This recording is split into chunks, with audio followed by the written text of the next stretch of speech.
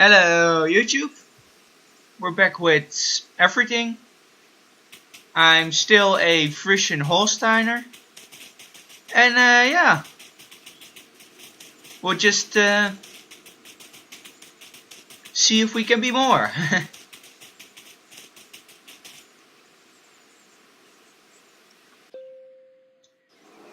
That's how you get to the house. So yeah, I'm now a bunch of houses. Let's see. Did anything happen to me last week? Well, I am rather busy these days.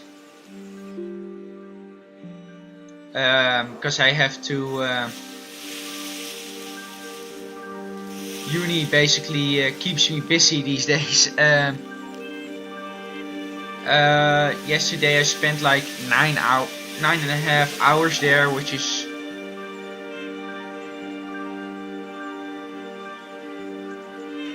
is a ridiculous amount. Like, I'm not even sure if it's legal to make people work that many hours in Holland, like, because there are labor laws, and like it was kind of voluntary because we had some stuff to do and we decided to do it all in one day, but still it wasn't my idea of a good time. Like, I would have liked to spend more time at home.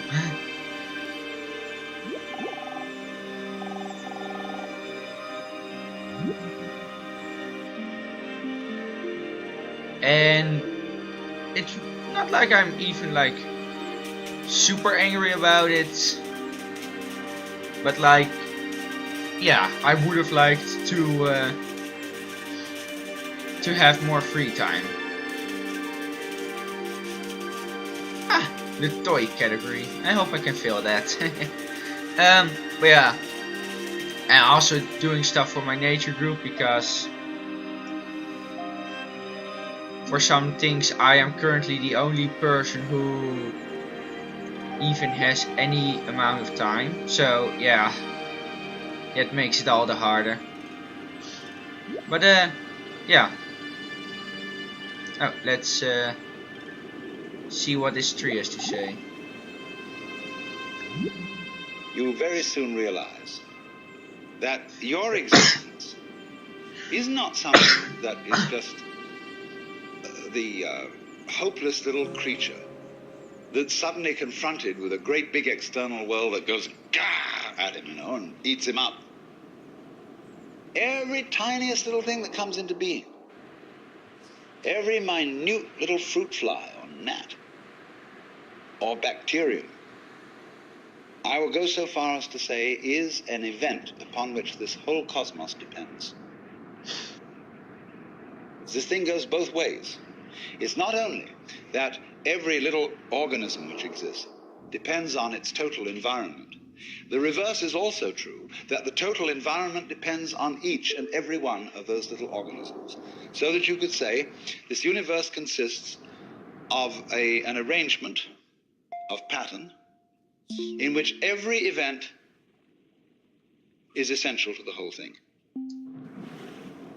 Now, we screen that idea out of our consciousness in exactly the same way that we screen out the perception of space as an important reality. Just as we pay attention to the figure and ignore the background, so we see one way of looking at things, mainly that the organism is very frail against the environment. It lasts a long time, the environment, but the organism only lasts a short time. What do you mean the environment lasts a long time? What does the environment consist of? Just a lot of little things. When you get far enough away from all the organisms and the little bits of things, you see the environment in another scale of magnification. But actually, the whole thing is arranged in a polar system where the enormous depends on the tiny and the tiny depends on the enormous. And you get a relationship between these extremes which can be called a transaction. They always go together. So in this way, we are always, as it were, over-emphasizing a certain aspect of our experience.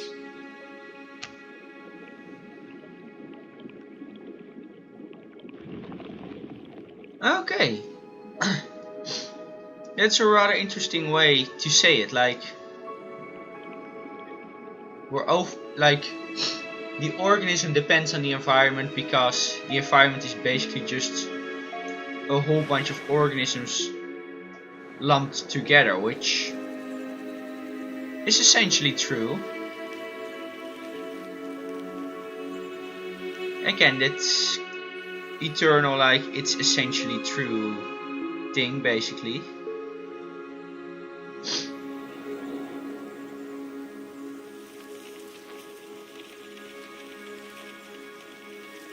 And we're overemphasizing on like basically we're overemphasizing that, like what we think lasts longer, basically, and it's not a smart thing to do. I agree.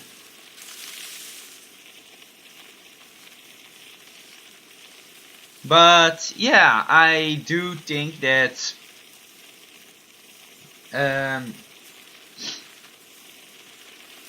I do agree that in a way the environment is just a whole bunch of the organisms in it lumped together. But the environment, as in the total sum of the organisms, like say you have a forest and you say, okay, this forest lasts longer than a woodpecker that lives within it.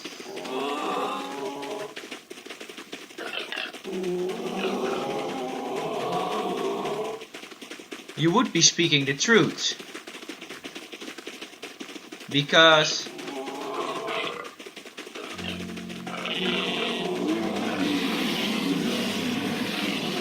I'm gonna let these animals do their thing. You would be speaking the truth, because the organism, because although the forest may not be entirely the same without the woodpecker, you would still recognize it as a forest. And the total sum of woodpeckers within the forest wouldn't change much when it dies, because new woodpeckers would have been born. But in a sense, yes. The environment does depend on the organisms within it, because it's not 100% the same forest anymore without that woodpecker. But yeah, that's about it, what I have to say about that. So, wait, X. We say now, what is important about people is their unique individuality. And we have been given an immense psychic investment in our own individuality by our upbringing. What are you going to amount? What are you going to contribute to human life? What's your particular destiny going to be? It's a fine idea. But the thing we don't understand is that it won't work, this great idea, without being balanced with its opposite. Just as you can't have the back without the front. So you cannot have the values of a unique personality unless at the same time everybody recognizes that there is another level at which we're not unique at all, but that I am you and you are I.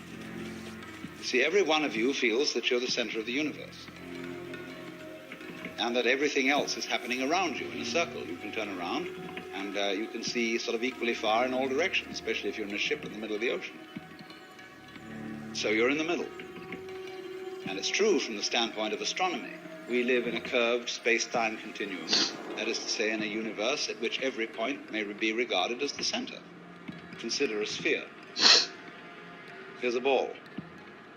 What point on this ball is the center of its surface? You can see it well. All points in the universe are the center.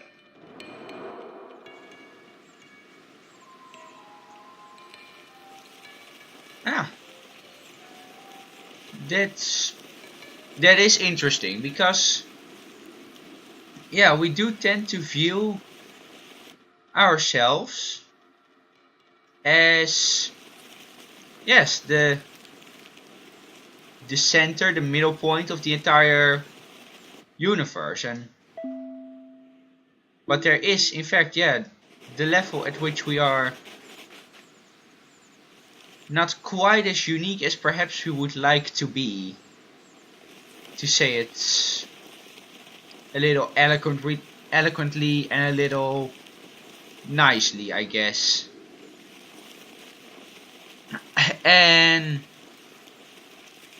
yeah, in a sense we are all the center of the universe, and in a sense we are not. But yeah, you know, you may regard yourself as the center of the universe, and astronomically speaking, I'm not very good at pronouncing, sorry. You may even be right about it, but it's not entirely how stuff works, you know. And to go back to my woodpecker example,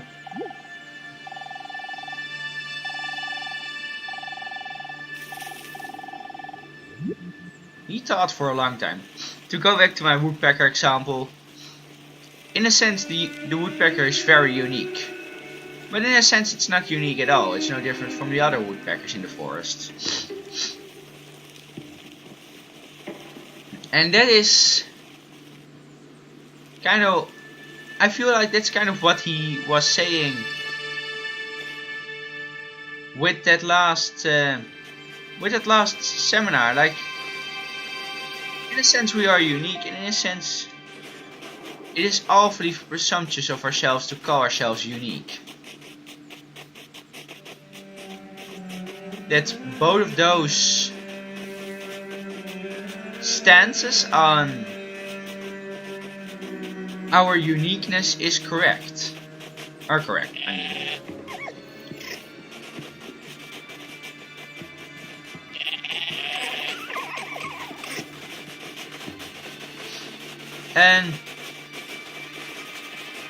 And I do agree with that. I do agree with the idea that in a sense we're unique and in a sense we're not.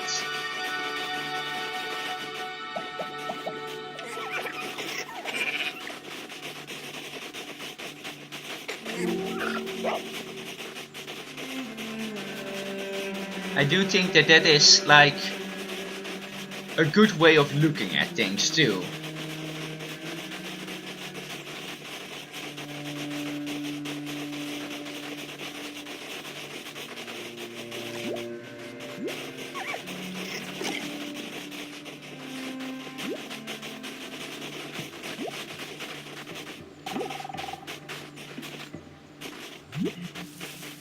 But yeah, this thinking about uniqueness is something that I have done myself before.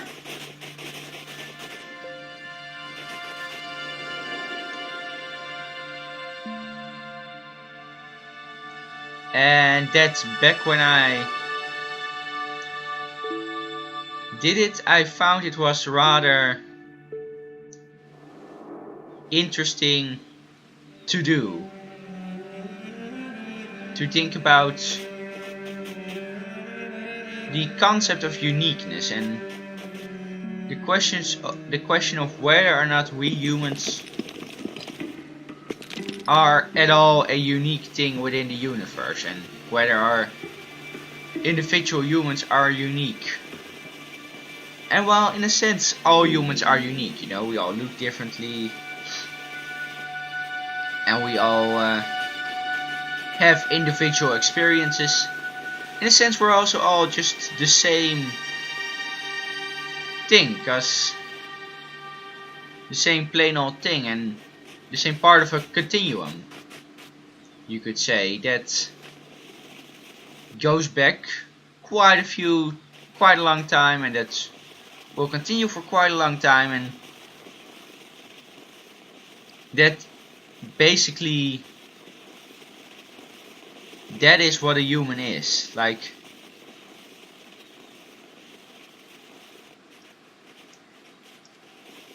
that basically at the same time we are unique and we are not unique, and I think it's an interesting thing to think about. I'm not claiming that I'm right. I'm not claiming that the guy giving the seminars is right. I'm just saying what how I think about it, but I would not know if I am correct about it, you know? So yeah. That's gonna do it for this episode, guys. So yeah, see you later.